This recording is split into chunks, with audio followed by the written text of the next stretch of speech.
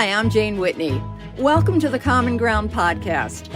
On every episode, we bring together diverse voices from across the nation to discuss the most pressing and controversial issues of our time, issues that make a difference in your life.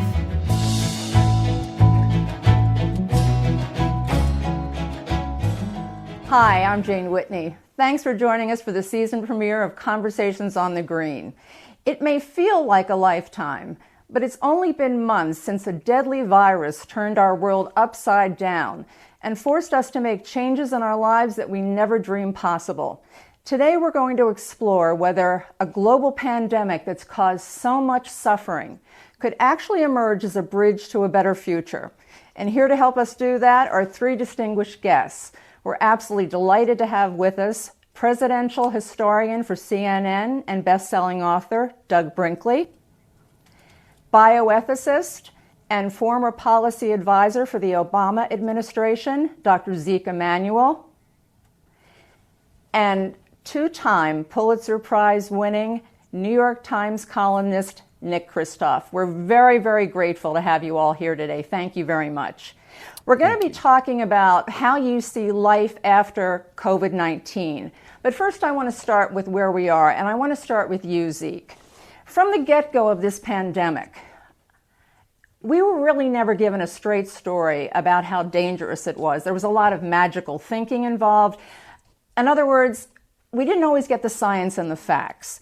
Now, at this point, President Trump is saying that we've met the moment and we've prevailed.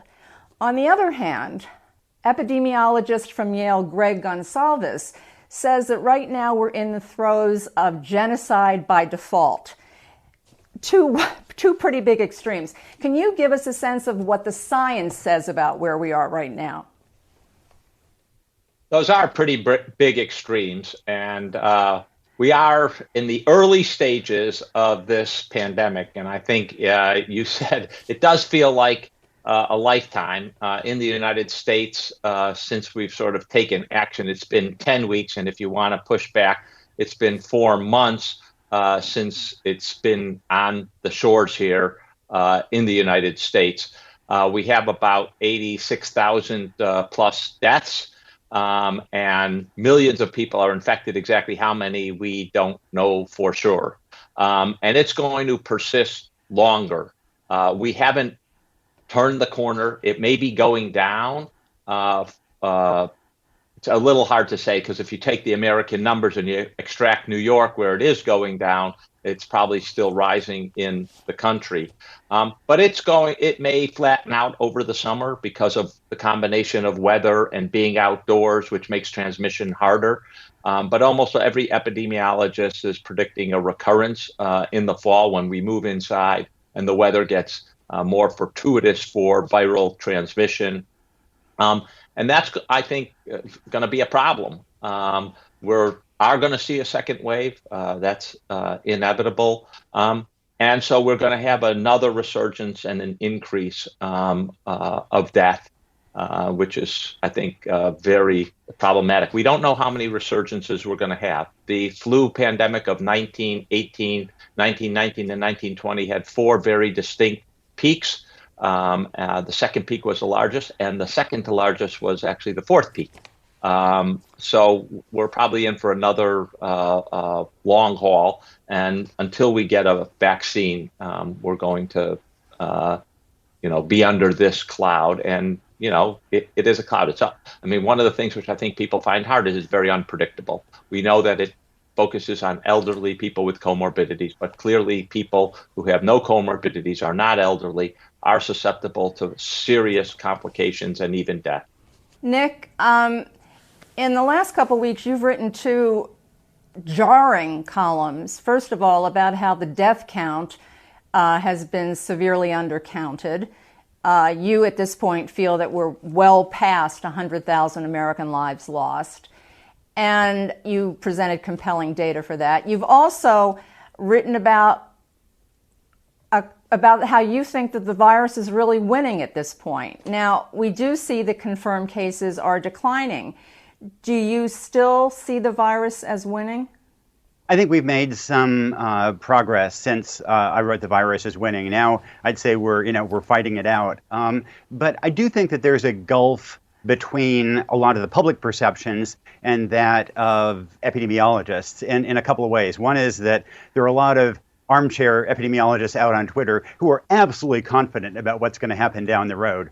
And the real experts, they say we really don't know, and we still don't fully understand the patterns in 1918 about why, some localities suffered as much as they did and others didn't. And in some cities, famously Philadelphia screwed up the policy, and St. Louis did a terrific job. But there are still a lot of the patterns in 1918 that we don't understand. And we don't understand in this year why some countries have been spared, even though, like Cambodia, even though they did nothing right. So, I think there's a lot of humility among experts about how to gauge the tide of battle that is not found among the public. And I think, likewise, there's a sense among many people in the public and in our political leadership that this is a short period we need to get through. And then we come out on the other side and then we're okay. And in fact, and Zeke alluded to it earlier, that there is a lot of, I think epidemiologists think that it's hard to predict and we don't know exactly what the pattern of waves will be, but that this is going to be a problem for probably the next year and a half that we're going to face and that we're going to lose a lot of lives in. And I don't think that has fully sunk into the public consciousness. So having emphasized how much humility the experts have, I'm going to be wary of, assessing the state of battle right now. The one thing I think we've learned is how much we don't really know. As you said, it's been a humbling experience. But I also want to ask you about what President Obama said yesterday during a commencement address, which was that this virus has really shaken up the status quo and it's exposed all sorts of inequities and unequal suffering, systemic racism. When you were awarded your second Pulitzer Prize, which was for covering genocide in Darfur, you were called a voice for the voiceless. So I want to ask you, when you hear people say we're all in this together, what goes through your head? Well, we say all the time how the virus is an equal opportunity killer, and of course it isn't, because society is not an equal opportunity society. So you have African Americans who are, depending on the study, 2.5 or 3 times as likely to die from it as whites. And this comes on top of a profoundly unequal social and economic and health structure, one in which the top 1% has a life expectancy at birth that is 20 years longer than that of the bottom 20%. And so far, COVID has magnified those inequities around the country. I think it's very hard to gauge where this goes down the road. The 2008-2009 economic crisis magnified the opportunity gaps in this country, and we moved on from there, and they continued to be exacerbated. That may happen this time. COVID it's not only is going to exacerbate the gaps in this country, it's impoverishing the poor in a way that is not impoverishing the rich. 40% of people in households earning less than $40,000 a year have lost their jobs. On the other hand, if you're at the top end of the socioeconomic spectrum, that is less likely. Likewise, internationally, there is going to be a pandemic of hunger and illiteracy that is going to follow the COVID pandemic. But there's also hope, because, as you say, this does expose long-standing inequities in this country. And at times of chronic disease, then the elites are not necessarily threatened by some people who don't have access to health care. In times of infectious disease, we are all only as safe as everyone else is safe. And so it may be that there will now be some pressure to increase access to health care, to increase paid sick leave, and that we will begin to address some of these inequities that virtually every other advanced country already has addressed. In the wake of the barbaric killing of George Floyd, as America smoldered over still another case of unequal justice, Michelle Obama channeled the anguish and the anger of the moment when she said, "I'm exhausted by the heartbreak that never seems to stop." Today we welcome three guests who personify the best of what the criminal justice system can be. That's because all three stand by the rule of law without fear or favor or partisan politics. Joining us are former U.S. Acting Solicitor General and Georgetown law professor Neil Katyal, former U.S. Attorney and NBC analyst Joyce Vance, and veteran DEA and Justice Department official Chuck Rosenberg. And we're so happy to have you all with us. We have a packed show today. We're going to talk about, a lot of people want to know about what's going to happen in November with the elections. They're worried about the safety of their vote. They're worried about the safety of the elections. We're going to talk about the assault on the rule of law. And we also have a special appearance from Senator Dick Blumenthal of Connecticut. He's going to be joining us as well. But first, I want to start with the fact that our cities right now, many of our cities are convulsed in violence and protests and anger. And as the former head of the NAACP, Ben Jealous, said, this is what we see happens when justice is denied for so long. You know, what we're seeing in Minneapolis is the culmination of decades and decades. It goes back even to the way racist policing was in the antebellum era, but certainly, you know, in the years to follow. So much so that, you know, at this point, you know, if you're an African American, you're twice as likely to be the victim of some sort of police incident as a white person. And it's why, you know, if you ask, you know, in Pew public surveys, for example, if you ask folks, do you trust the police? 75% of white Americans will say only 33% of African Americans. And this is a real consistent problem. You know, last year there were 1,099 deaths from police brutality, and that number has stayed the same every year from 2013 on, despite the Black Lives Matter movement and the like, in compared to other countries. You know, in England and Wales, it took 24 years for the police to shoot and kill 55 people. We did that in the first 24 days of this year. That's how bad things are. Well, in keeping with our town hall format, many of you submitted questions when you registered, and we've had some people send in video questions. And we're going to roll some of those in right now. So let's start with the first one. Hi, I'm Philippe from New York City. Between voter suppression and the pandemic, how worried should we be about the possibility of having much lower turnout in the November election? Thank you.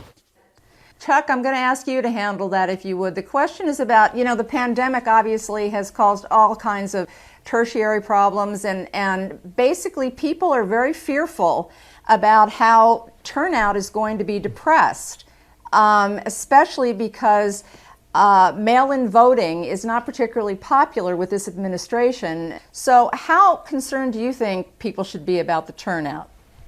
Yeah, well, you know, Neil said it earlier, and he's right. If you don't like what's happening, people need to vote. But I take your viewers' question very seriously, because there seems to be, as you pointed out, Jane, you know, a movement by this administration to try and suppress voter turnout. Many states have tried to make it easier, not harder, for citizens to vote. And mail-in voting, mail-in balloting makes a lot of sense, particularly if we're still in the throes of a pandemic. I guess what I'd say, you know, to just further Chuck's points are two things. One, the president can't postpone the election.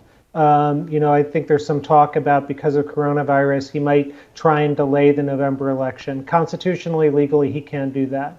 But what he can do is call those results into question. And that's why it's incredibly important to have chains of custody for all of those ballots, you know, and integrity to make sure that the ballots are where they are, and for that victory in November to be decisive. Well, I'm going to leave Joyce with that job of answering the most asked question we received today. It was first asked by Heidi Steinberg in New York City. The question is, what should we do if Mr. Trump tries to stop or interfere with the elections? So Neil is correct to point out that the real concern we have here is a long-running concern, voter suppression. And again, as Neil says, that's one of our most fundamental rights, the right to vote. And the notion that a president would take any steps, let alone such blatant ones, to suppress voters is really out of bounds. It's really a strong signal of an America that's gone off the train tracks. As protests erupted around the globe, George Floyd's 6-year-old daughter, Gianna, proudly declared that her father had changed the world. The collision of two pandemics, one a deadly virus, the other 400 years of racial inequality and injustice, have cracked this country open like an egg. And it does feel like we're standing on the leading edge of a wave of change, an inflection point on the issue of race. Joining us to talk about today are Dr. Jason Johnson, professor of politics and journalism at Morgan State University and a political contributor at MSNBC and The Griot, MSNBC anchor and host of AM Joy, Joy Reid, and civil rights activist and legal analyst Maya Wiley. And we're so grateful you're here. I said before we went on the air that you're like the A-team, so people have been very excited, and I'm one of them. So thank you so much for being here. We're going to talk about the reforms that you think are necessary to try and bring us to a more fair and just multiracial democracy, and also the role that people of color are going to play in the election coming up in November. But first, I want to talk about this whole notion of a tipping point and whether a lot of people say that it feels different to them, including President Obama. He said he's never seen such a wave of feeling in the streets, and he really hopes that this is an expression of people reawakening to try and do something to change things. Joy, I'm going to start with you. Do you think this time is different? I think there's something that is fundamentally different, and I want to thank you for having me. And, you know, I covered the 40,000 person marches for Eric Garner 6 years ago in New York. And, you know, this was the first time that we had seen video connected to the term "I can't breathe," to a man saying "I can't breathe" and being wrestled to the ground and choked. And yet that incident, you know, with a lot of the same, details, did not result in new legislation or even a change of mind by a majority, particularly of white Americans, about policing. This time with George Floyd, I don't know if it was the 8-minute and 46-second endless, torturous duration of that video, or if it was the accumulation of stories that went on from, Eric Garner to Tamir Rice to Breonna Taylor to Ahmaud Arbery to Rayshard Brooks, to just on and on and on and on and on, that maybe it was the accumulation, whatever it was, within 30 days, within a month of George Floyd's killing, you saw legislation that was already being worked on in the House of Representatives and voted on in the House of Representatives, even though the United States Senate really did nothing. So I think you can say, yes, there's a tipping point. The people of this country, particularly people of color, but also people who are white, are tired of tinkering. They want transformation. They want us to recognize that the whole thing is rotten. Therefore, when we're talking about policing, what we've really said in this country is, policing is broken because it works the way it was designed to. It was designed as containment and control for people who society fears. Joy really laid this out so clearly. We have been asking police to solve social problems rather than solving social problems. People are not the problem. The problem is that we haven't provided enough good quality education in this country. And in fact, we've been cutting the education budget back, that we have been talking about how to deal with school-based discipline, forgetting the fact that kids are traumatized, and they're traumatized whether it's by something bad that's happening in the family that can be corrected and supported, and these are the kinds of things that require dollars. So really what the conversation is about, it's not the word, it's the investment. It's whether we see that the investment we need to make as a country is in people, all our people and Black people. Republicans and Democrats alike are anxious to vote in what could be the most consequential election of our lifetime.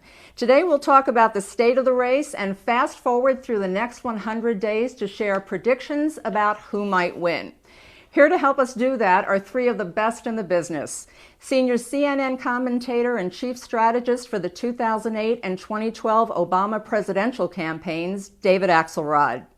Senior fellow at the Niskanen Center and host of the new series, The Election Whisperer, Dr. Rachel Bidikofer.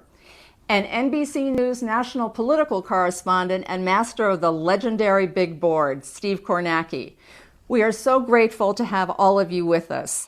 And David, I'm going to start with you. You've been quoted as saying you went into politics because you're an idealist.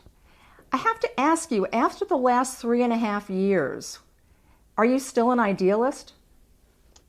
Yeah, no, I'm an idealist. I wrote a book called Believer, and that's my story, and I'm sticking to it. I was inspired to politics at a very early age, as you point out. I went and saw John F. Kennedy when I was 5 years old. He came so long ago. A Democrat was campaigning for votes in New York City 12 days before the 1960 election, and I was inspired then by the pageantry of democracy. It felt so important. But he also said something then, which is, I'm not running on the ticket that says, if you elect me, things will be good.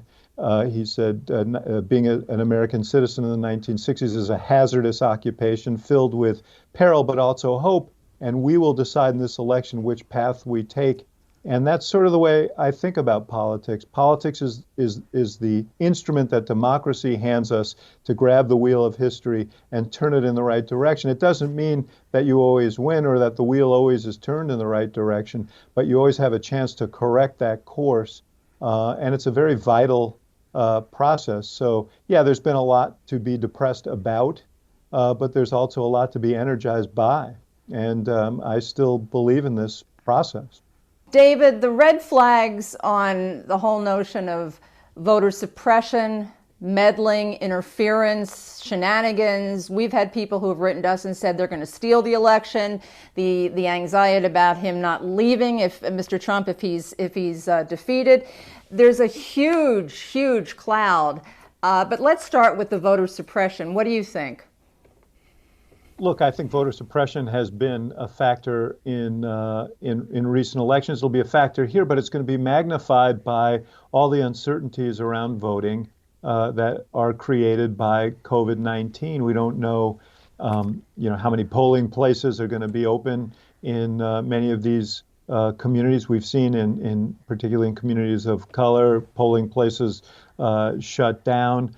We don't know how states are going to be processing large volumes of mail-in ballots, and there's been resistance on the part of the White House and the Congress in providing significant additional funding to handle that volume. The worry is what happens after the election. Poor Steve Kornacki may be standing at his board for weeks as these ballots are being counted. The potential for a really messy election is very much there, and it's a big concern, not just for the Biden campaign, but it's a concern for the country because the president has made clear that he thinks that there are two potential outcomes to this election. One is that he wins, or the other is that the election was rigged. And if the election results are counted over a matter of days instead of a matter of hours, that's only going to lend impetus to that kind of impugning of the integrity of the system. Steve, let me ask you, because you may be parked at the big board for a while, what is your sense as to when you're going to be calling the races? Is it going to be that night? Is it going to be a week later? Do you have any sense of that at all? Can you possibly? My sense right now is few, if any, that night. Just based on what we're seeing right now in the methodology. My mind right now is there. Which states are we going to get a large number of votes from on election night? And if they're all pointing in one direction, I think that'll be telling us something. Rachel, let me ask you about the voter fraud. And again, when you think these results are going to be known. Yeah, and to be clear, I think Steve's absolutely right, though. If we're looking at 75% of the returns from Texas, and they're suggestive of a Biden win or a very close race, and it's Texas, and it's 75% of the results, it's going to be a pretty good clue as to what to expect. But I do think everyone that does have a platform for election analysis, definitely want to start normalizing the concept of not having an election night result, because the president will be working on the other side to delegitimize the results, and it's not hyperbolic for David Axelrod to say, the president will have two results, and he'll be shopping the one that he won or the one that was, he claims massive fraud, right?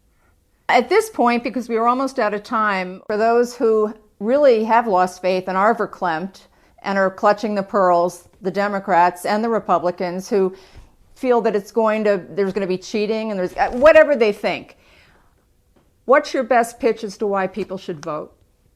If you feel like this is the wrong direction for the country and there's damage being done, this is the corrective device that democracy hands us. You can change the course of history by voting on November 3rd. And if you sit it out, you're essentially voting with your feet, and you may end up with a result that you don't want. And I think, in the past, the question has been, are we better off than we were 4 years ago? And that's a relevant question. The question for 2020 is, can we really go on for another 4 years like the last 4? Once, as Ronald Reagan famously said, America was seen as a shining city on a hill, a beacon for freedom and democracy that illuminated the world. Now that once preeminent standing is under siege, mired in a perfect storm of geopolitical crosscurrents and a deadly pandemic. Today we'll focus on how America's foreign policy is impacting our safety, our prestige, and our prosperity. Here to help us do that, we're honored to welcome 3 distinguished guests: former Secretary of State during the Clinton administration and the original Madam Secretary, Madeleine Albright. A member of the Senate Foreign Relations Committee, Senator Chris Murphy from Connecticut, and former Undersecretary of State and lead negotiator for the 2015 Iran nuclear deal, Ambassador Wendy Sherman. And Madam Secretary, I'm going to start with you. Since 2016, America has suffered the greatest decline in global confidence of any nation. Now, we've been at a low ebb before in terms of the way the world sees us. I guess Vietnam, the Iraq War, there have been other times. But people think this time is different. Is it different? Well, I do think it's different. We are definitely not the shining city on the hill. We are not providing a good example of how a democracy really reflects the wishes of the people. We are unpredictable, or we are AWOL. I find it very hard to describe what we're doing because of the unpredictability and the lack of interest in how we are viewed in the world by those that are interested in how democracies function. What is the role of the press? How do we obey our own laws? And so it is not a good time. About a year ago, you testified before, I guess, the House Relations Committee, and you talked about the fact that at that point you were giving the Trump administration an incomplete. Would you change the grade now? I do think that I would give it a grade below C. Senator Murphy, you've been quoted as saying at a conference at the Center for American Progress that the world is on fire, and in many cases, Mr. Trump is the arsonist. You also were asked last June on MSNBC to give the Trump administration a grade 1 to 10, with 10 being the worst, and your answer was 2,000. You can describe the foreign policy of the Trump administration as aimless. There is no strategy, there is no direction, and to the extent there is consistency, the consistency is in America's withdrawal from the world. We simply aren't a force for good in the way that we have been historically. Frankly, under Republican and Democratic administrations, it was the United States leading the fight to protect human rights abroad. It was the United States that was standing up for pro-democracy protesters all over the world. Today, we have an administration that cozies up to dictators, that helps countries that are sliding away from democracy expedite that ascent. As you start to sort of roll up American multilateralism, then the example that you set matters more. What has happened to U.S. credibility just over the last 4 to 5 months is really difficult to explain. At a moment when we were already withdrawing from the world stage, we now are seen as the one nation that is unable to get our hands wrapped around a virus that most other countries, whether they be democracies or autocracies, were able to manage much better than the United States. And I think this mismanagement of coronavirus comes at a really terrible time for the United States, a moment when lots of other countries are already starting to make plans without us. We now are effectively creating even more reason, even more advertisement for nations to look other places. Senator Murphy, talking about withdrawing, America first, we're not part of the collective anymore. We're not a team player. During the pandemic, that's become very, very obvious. It's one of the really glaring times in recent history where we haven't taken a leadership role. What does that say to the rest of the world? Well, Secretary Sherman can talk about the effort that the Obama administration undertook when Ebola was threatening to ravage this country. We had 2 deaths in the United States. And a big part of the reason was that we understood that the response to Ebola was not just about what we did here, that there was no travel ban that was going to be able to save us. And so we deployed billions of dollars worth of resources to Africa, all over the world, to make sure that we stopped at other places so that it wouldn't arrive here. Ambassador Sherman, you're also a tough grader because you recently wrote a piece called The Total Destruction of U.S. Foreign Policy Under Trump, or words to that effect. And you basically looked at how we have not met the global threats that we need, including the pandemic.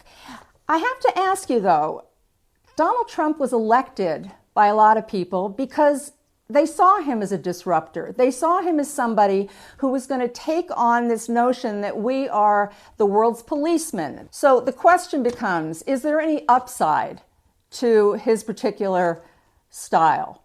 We're at a very tough time, as everyone has said on this screen so far today.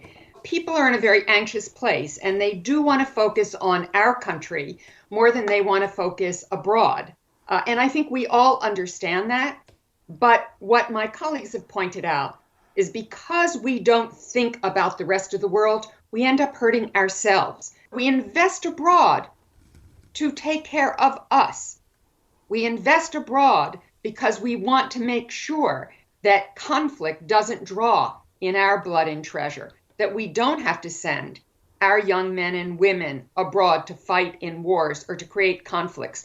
We deal on climate change globally because we want to make sure that we don't create climate migrants. Ambassador Sherman, there are a lot of alliances that have been broken, battered, and will need to have attention paid. You were the lead negotiator on the 2015 nuclear deal. We have pulled out, I think it was Richard Haas, the veteran diplomat, who called the Trump doctrine the withdrawal doctrine, which is basically get out of every single agreement from the alphabet soup of TPP to the JPCOA, if I got that right, and the Open Skies Treaty, the Paris Climate Accord. There's a whole list of things that we've just bailed out of. There are a lot of people who say, well, in the future, if perhaps we have another administration, we can just sign up for those agreements again and we'll just snap back like a rubber band. Is that the way it works? Every time we withdraw from one of these deals, we create a vacuum, and that means somebody's going to fill that vacuum. In the WHO, it's likely to be China who will fill that vacuum. China takes a very long view about its strategic goals. Under Xi Jinping, who has now made himself president for life, there is a very clear set of goals. They want to become not only our competitor, but they want to become the leader of the world on their terms, by their rules. They are building their economy, they are innovating, they're investing in infrastructure. They're very purposeful, very intentional, very strategic. And I think whoever is president next is going to have to invest in America so that we can compete with China, we can confront and challenge China whenever and however we must, but at the same time also find those areas, perhaps non-proliferation, perhaps climate change, pandemics, where we can cooperate. But it's going to be probably an essential relationship going forward, and they are very intentional about what they're doing. What do you get when you cross the 1918 pandemic with the Great Depression? You get what we're living through now, a perfect storm of misery that continues to ravage our nation and rob us of our physical as well as our economic health. Today we'll tackle one part of that equation. We'll focus on finding a prescription for an economic recovery that will benefit all Americans. Here to help us do that, we're honored to welcome three very distinguished guests. Nobel laureate and New York Times columnist Paul Krugman, CEO and founder of the Union Square Hospitality Group, Danny Meyer, and Nobel laureate and professor at Columbia University, Joseph Stiglitz. We're so grateful to have you all with us, and I want to let our audience know, just so they understand there's no disrespect, we have negotiated a first name basis for everybody today. So, with that, we're going to talk about where we are right now with the economy and how you think we could really stoke the recovery. But first, I want to go back to where we were before the pandemic hit. And Joe, I'm going to start with you. Mr. Trump famously evoked one of his key themes at a recent town hall in Philadelphia, namely that despite the records of the Eisenhower and the Clinton administrations, he had created the greatest economy in the history of the United States. Even more than that, the greatest economy in the world. Is he right? No. The president has an enormous record of lying and being mendacious, and this is just another example. I don't think we should expect any better of him. He's not a student of history, and he's not a student of economics. The fact is that it is not even as good an economy in many dimensions as we had under Obama. How well has the average American done? Let me just give you one number. The real wages at the bottom, adjusted for inflation, today are at the same level that they were 65 years ago. I'm going to go to a tweet from former Labor Secretary Robert Reich that summarizes what he thought the state of the economy was before the pandemic, when he said, when you have a home health aide worker making $24,000 a year and a restaurant cook making $27,000 a year and a cashier making $22,000 a year, and Jeff Bezos can make $120 billion in one day, and I looked this up, he actually did that on July 20th of this year, the economy is broken. So even when people thought it was going well before the pandemic, there are people who think it was broken. Were you one of them, Paul? I'm not sure that broken is the right word. It's an economy that was delivering GDP. The money was flowing. The total number of jobs was pretty good. What it wasn't delivering was a decent life. And that's what basically comes back to where Joe's at. I mean, if you look at, comparing the United States with other advanced countries over the past several decades, we have done somewhat, and we've basically been on track, but we continue to have high GDP per capita compared with other advanced countries, though most of that is just because they take vacations and we don't. But there's this steadily growing gap in life expectancy. If you take an economy, I like a comparison with Italy, which actually is an economy, really, a country that actually does have a screwed up economy, which has actually done very poorly in terms of GDP over these past 20 years. And yet, back in the 80s, the Italians had the same life expectancy we did.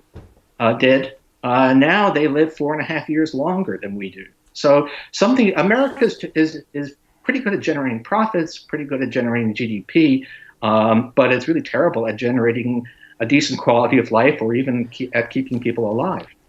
Why is it that people think the economy is the stock market? Where does this come from? A couple of points here. One is that stock ownership is very concentrated. Something close to 90% of stocks are owned by just 10% of the population. More than half are owned by just 1% of the population, and the bottom 50% has nothing. basically no stake at all in the stock market. So the stock market is a terrible way to judge the economy. It has, by the way, track record is terrible. It's an old joke that the stock market predicted 9 of the last 5 recessions, right? It's just, the stock market is just neither here nor there when it comes to things that actually matter to real people. One of the things I was going to say in answer to one of your earlier questions, what is the agenda going forward? Part of the agenda is we have to make sure that the money that we spend serves dual purpose. That is to say, it helps rebuild our economy. It helps put us in a better position once the pandemic is under control for us to recover quickly. First priority is health and making sure that our health is controlled. But beyond that, we have to make sure that the money reflects our vision of what kind of economy we want to have in the future. And that's a more knowledge-based economy, a caring economy, a green economy, all these, and a more equal economy. Because as we said, we don't want to go back to January. That was a pretty bad economy, as we said in the beginning of our conversation. When marriage equality became the law of the land, most Americans saw it as a happy ending to the struggle for LGBTQ rights.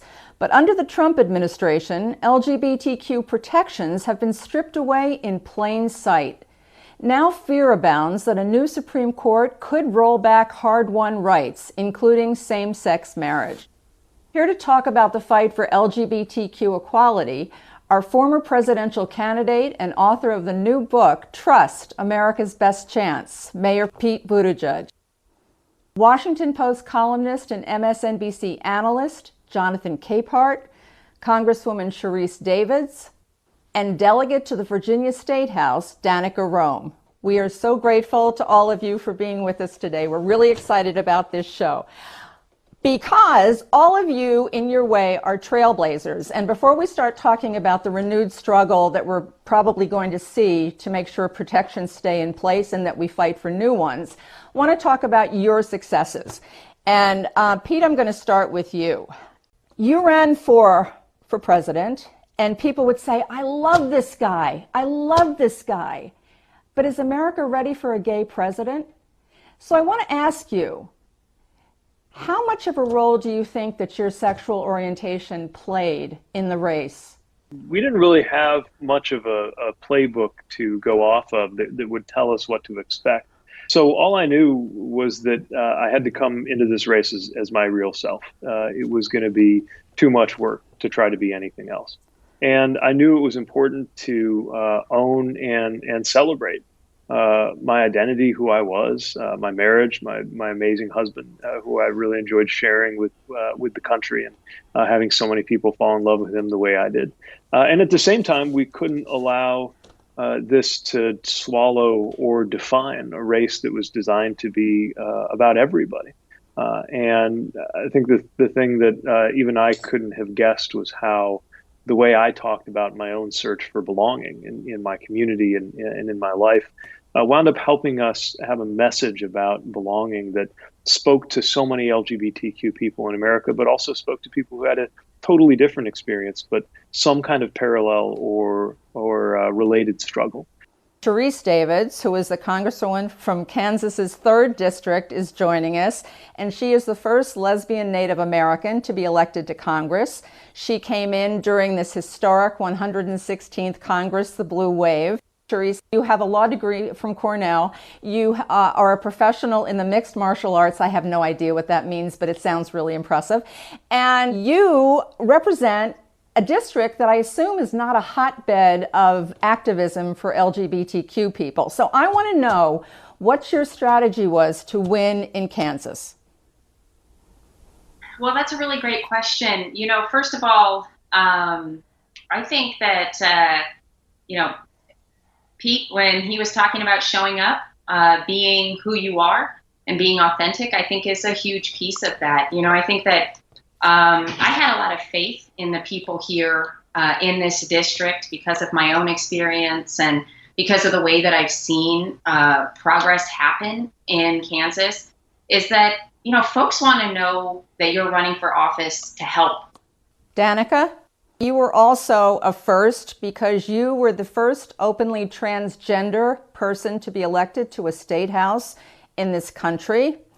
And not only elected, but re-elected. You ran first in 2017, and then you ran again in 2019. And as we discussed before we went on the air, your margin was better the second time. But I want to talk about your first race because you ran against a 13-term incumbent, a man named Bob Marshall, who dubbed himself Virginia's chief homophobe. And he said that your gender was against God's laws, against nature. And you beat Bob Marshall. And I want to know how you beat Bob Marshall. How did you win? Well, like I said, from right after the election, we knocked more doors, we made more phone calls, we sent out more postcards, we raised a lot more money, both inside the 13th district and from outside. And simply put, we got more votes. And the reason that people, were willing to vote for me is because they believed in the message and they believed, in the fact that our volunteer hustle was so sincere in coming from people who genuinely believed in what we're doing. And, one of the things that I was so focused on in that campaign were fixing Route 28, expanding Medicaid to 3,700 uninsured people. I ran on raising teacher pay, and I ran on making Virginia a more inclusive Commonwealth. So no matter what you look like, where you come from, how you worship if you do, or who you love, that you're welcome, celebrated, respected, and protected because of who you are, not despite it. You also talk about how you allowed yourself to be vulnerable and how you allowed yourself to be seen for who you are. And the whole act of coming out for you, as you said, brought you the most important things in your life. So this had to be a process, and as they say these days, a journey for you. Can you talk about that a little bit?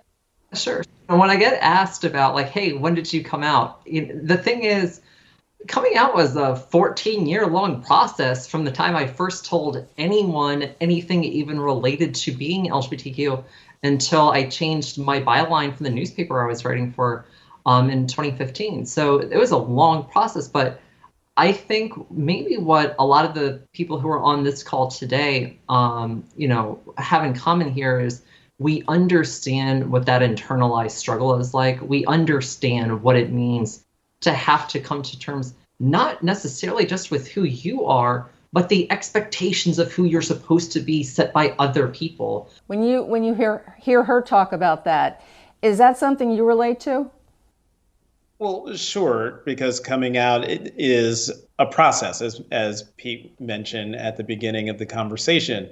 But I've known that I was gay since I was 10 years old. The struggle was first understanding what was going on, and then the struggle was, well, how do I say something to my mother and my friends? And then the next struggle, but with a small s, is how do you, once you then come out to yourself and start coming out to people, how do you live your life as an LGBTQ person?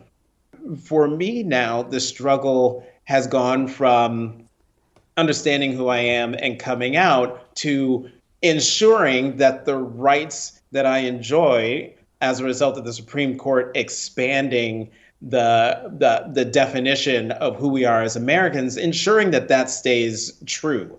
Pete, I'm going to give you the last word. You wrote a coming out letter, I think it was back in 2015, and you talked about the fact you wanted to get married and you wanted to have children. And one day you wanted to have those children be very puzzled about why it would even be newsworthy that your sexual orientation was talked about. How far away are we from that point? The answer to that question is up to us. Culturally, socially, politically, we have decisions to make. And so if we can begin with a statement that we choose a politics of belonging and healing over one of cruelty and division, that's a pretty good piece of groundwork for what I think will be the work of our generations, the generations now living, which is to see to it that on our watch, in our lifetimes, America, in fact, becomes the kind of place where acceptance and pluralism and welcome and belonging are the norm. And we have to explain to children why it was ever any other way, rather than continuing to hold out the promise and hope that they will somehow succeed where we've come up short. This is our chance. And it's a historic chance. I'm hoping that what I've come to think of as the deciding decade for America, the 2020s, is one that we'll point to as the one that made the difference in the right way. No matter which side of the aisle you're on, if you're exhausted and anxious, you're not alone. The latest Gallup poll shows 85% of Americans say the country is on the wrong track. Add in the upcoming election, and our collective stress level is off the charts. Thankfully, our season finale guest is here to help ease that angst and share what history can teach us about this fraught chapter. We're honored to welcome a Pulitzer Prize-winning author of The Soul of America and his new book, His Truth is Marching On, John Lewis and the Power of Hope, historian Jon Meacham. We're so grateful that you were with us today. Thank you so much. Thank you. I have to confess to you, because I billed this show last time as possibly a group therapy session, because people really are just so anxious about what's coming up in this time that we're living in. And so I guess the first question is, do you think America's broken? Well, we're certainly stressed, and we are living in kind of an interactive version of the Book of Exodus. If you were a Black Southerner until 55 years ago, white America held a certain set of facts, enough of white America, that thought you should be fundamentally disenfranchised and excluded from the equal protection of the law. You, Jane, have only been able to vote in this country for 99 years, right? If you look like me, if you're a boring white Southern male Episcopalian Protestant, things tend to work out. Right. I just think that proportion's important here. Are our politics toxic? Absolutely. Is there a fundamental disagreement about the nature of reality and the understandings of identity? Absolutely. My argument to you is that that same argument has shaped America from age to age. John Harris wrote a piece in Politico that basically talked about America's chickens have come home to roost. And the whole premise is that we're a nation in decline, that our best days are behind us. I'm absolutely certain that John Lewis would have refuted that, but a lot of people feel that way. And since we've had people phoning in saying, what about therapy for the soul? How do you convince people that America still has better days, better angels, and better times ahead? Chiefly because there's been no moment in American history. And think of one, right? Find me a moment where everybody was sitting around thinking, I don't want anything to change. This is the greatest moment America has ever had. Reality just doesn't work that way. This is a constant struggle. Look what we're trying to do. We're trying to run a continental nation in a multi-ethnic way on democratic capitalism in a globalized world with a system of government that in large measure depends on our voluntary acquiescence and adherence to a rule of law that restricts at some level individual freedom and choice and viewpoint. It just does. There's nothing harder. The easy way to do this is to have a king or a chief or a monarch. The easy way out is to be tribal, where it's your side, right or wrong, and you don't have to think about it. America was founded because that way of being was not commensurate, was not answering the cries and needs of the souls and the hearts and the minds of people in the 17th and 18th centuries. And human nature doesn't change that much. So I don't think our best days are behind us. They may be, but again, I'd kind of want to know give me a week that was that set of best days. It always looks complicated when you're going through it. Guess what? Because it is. There's not going to be a happily ever after. There's never going to be a moment where 100% of citizens in the republic are going to say, that's it. I don't want anything else. This is the way I want the world to be forever. This is a constant struggle. America is incredibly difficult. Life is incredibly difficult. And so what we have to do is figure out what will make us happiest and what does history tell us about the trade-offs between our individual happiness and the happiness of somebody else. Let me leave you with this. His last Sunday sermon, March 31st, 1968, Dr. King was at the Washington National Cathedral, and he said, I can never be what I ought to be until you are what you ought to be. And you can never be what you ought to be until I am what I ought to be. We do have to make rational, commonsensical decisions about what we're willing to contribute to a common good that might cost us a little bit of personal gain. And I would suggest that the best eras in American life, the best generations, the generations we should want to be like, have been the ones who have made that calculation. I'm your host, Jane Whitney, with heartfelt thanks to you for joining us. Thanks as well to our distinguished guests for helping us to see a complex issue through a different lens, as our hope of finding common ground goes on. For more information on this podcast, or to watch the broadcast version of Common Ground, visit ctpublic.org/Common Ground.